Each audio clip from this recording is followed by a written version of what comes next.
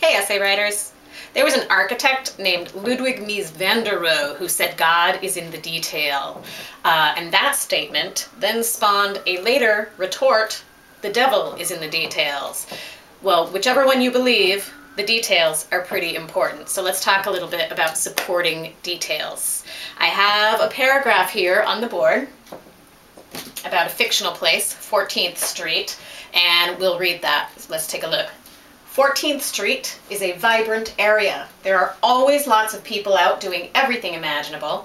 Vendors sell things, and the stores are open, trying to lure people inside. There's a lot of activity, and it's fun to watch.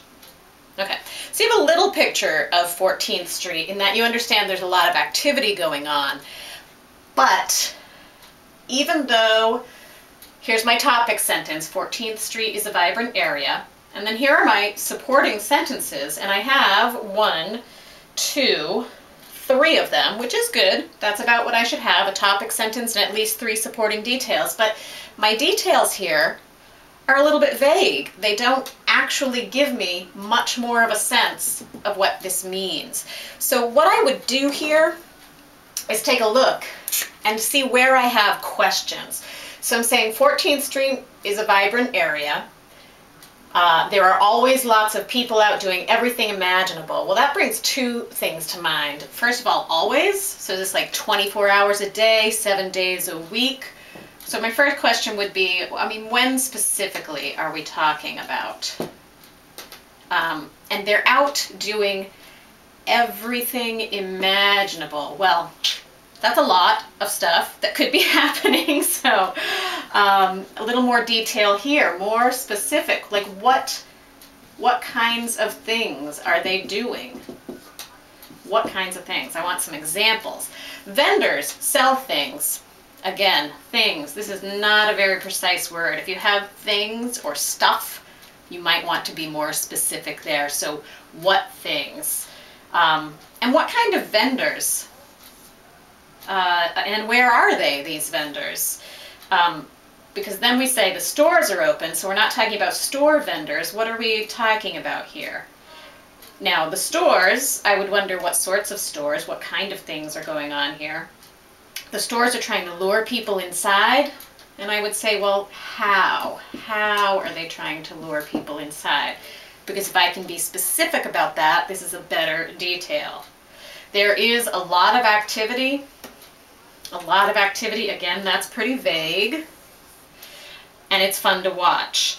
But you can see that so many of my details here aren't exactly details. They begin to tell me, but they leave me with a lot of questions. So one thing to do is to look through the paragraph you've written and ask yourself questions. For example, when,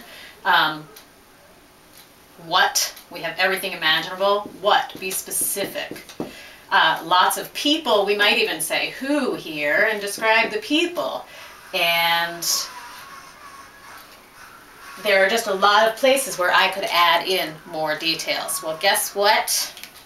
We have a revised paragraph right here that might answer some of those questions. So let's see how it does. All right, I'm putting it right on top of the other one. One of the first questions I asked was when, and here we go. Every Saturday morning. Okay, so now I've even got a time of day. That's much more specific. That gives me a better view. 14th Street is alive with activity. Vendors line the sidewalks. Okay, that's better. I know where the vendors are now. I might even go further with this. But this is the thing, you can go in layers. You begin to answer questions and then you see if you can get even more specific. So vendors line the sidewalks, selling everything from DVD players to wigs. Okay, that's quite an array. In an attempt to lure customers inside, the shops blast pop music into the street or hang brightly colored banners announcing grand opening sale or everything must go. So I had asked how are they trying to lure people in, and that's addressed here. Shoppers jam the sidewalks. Oh, so there was something about people and the things that they were doing. And this gives us a little information about the people. Shoppers jam the sidewalks, both serious bargain hunters and families just out for a stroll, munching chili dogs as they survey the merchandise. Here and there, a panhandler hustles for handouts, taking advantage of the Saturday crowd. Okay, this gives me a much better picture. It's a lot of shopping going on. There are panhandlers out there, street vendors, there's music. I definitely get a much better picture here. And that's from going through and asking questions and then using those questions to help me make my details more precise. And like I said, I might even go through this a third time. And when I say vendors line the sidewalks, selling everything from DVD players to wigs, I might describe them a little more in detail. Are these people just standing there with like a table or a booth? Do they have carts? Are they barking to people as they walk by? So there are always a lot of questions you can answer, and what you want to try to do is give enough detail to truly support your topic sentence. Here, it's that every Saturday morning 14th Street is alive with activity, and I think by pointing out all of these different things, we've shown that yes, it is alive with activity. And we can maybe move on to the next paragraph, whatever that is. All right, I want to give you one more example of going from kind of vague language to more precise language. So we'll take this one down, and I want you to consider the sentence, the restaurant was noisy. So imagine for a moment you're in a restaurant, and the restaurant is noisy. I'm going to write that right up here.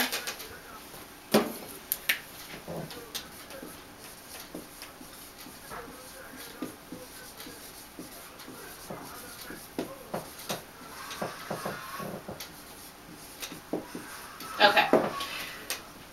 So that's a detail. The restaurant was noisy.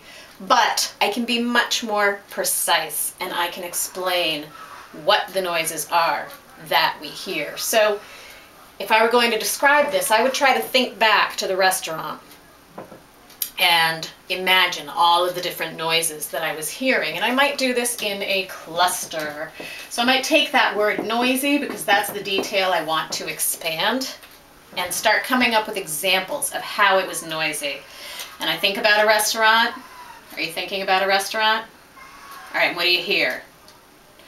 I hear silverware clanging against the plates when people are eating, if there are a lot of people in there.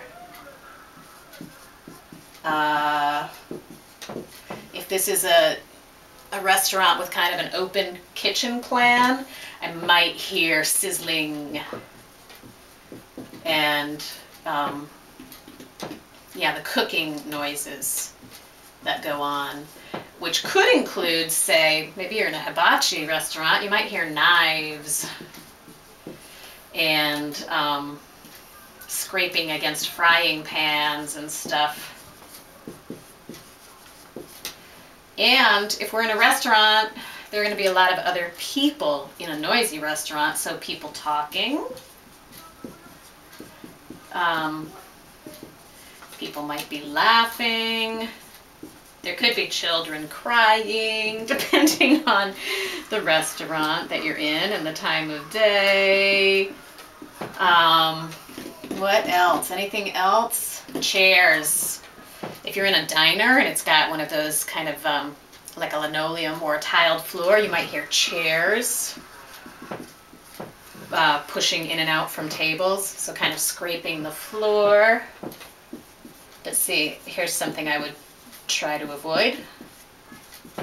When I go to write my paragraph, I have scraping here and I have scraping here, and I only want to use that word once in the paragraph because I want to vary my vocabulary.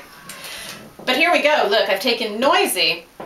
Here are a bunch of different things that could come into noisy, and then if I want to rewrite that paragraph, I'm sorry, it's not a paragraph. If I just want to rewrite that sentence with a lot more details, here we go.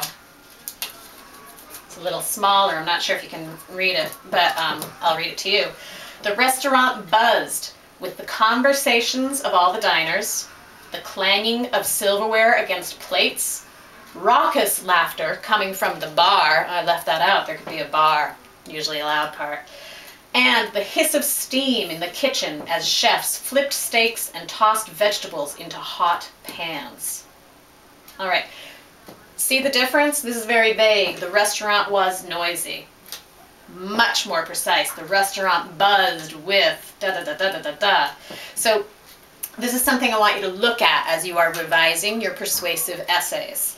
And I will make comments on the essays as well to help steer you in directions to make sure that you have those important elements, the introduction with a clear thesis statement, 3 body paragraphs, and a conclusion. That's what we are working toward. But the body paragraphs are really the meat of your essay. And some people even would, I shouldn't even try to draw this right now because I will just mess it up. But I can't resist. So this is like a hamburger bun, and then, you know, you've got the patties in the middle, and maybe a bunch of like lettuce and tomatoes make another layer, and then you've got the bottom bun. All right, and that's your essay. Your top bun is your introduction, and then you get to the body paragraphs, and they are, yes, they are the meat and the vegetables and everything that goes into that burger, that sandwich, that whatever is in here. That's the part you really like, right? The bread's great, but it really just holds it all together, your introduction and your conclusion. Those body paragraphs are really important. And the most important part of the body paragraphs are all of these supporting details and the precise language that you use. So that's our focus this week. I will look at your personal narratives, and it's a second draft, so that's great. I'm looking forward to seeing those. I'll get those back to you. And your persuasive essays, take a look at the comments that I've made, and as you write a second draft of your persuasive essay, focus on making that language precise. Make sure that you don't use vague words and pronouns. We want to know exactly who you're referring to, and we want those details very precise. So good luck, happy writing, and I look forward to seeing what you submit. Take care.